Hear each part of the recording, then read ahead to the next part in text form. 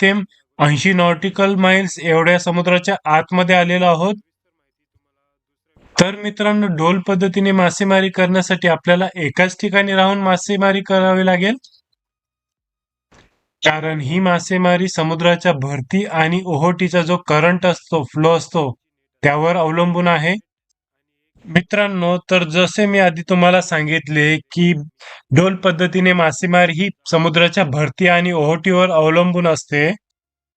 तर समुद्राला भरती किंवा ओहोटी लागण्याच्या आधी आपण खूप घाईघाईमध्ये जाळी बांधून टाकतो. तर त्या भरतीच्या किंवा ओहोटीच्या प्रवाहाबरोबर जेवढी मासली ती जाळीच्या आतमध्ये शिरते, तेवढी मासली आपल्याला पाहायला भेटणार आहे. ती सर्व आपल्याला भेटते. तर तुम्ही पाहू शकता, जाळी बांधण्यासाठी सर्वजण खूप व्यस्त झालेले आहेत आणि प्रत्येकजण आपापले कामे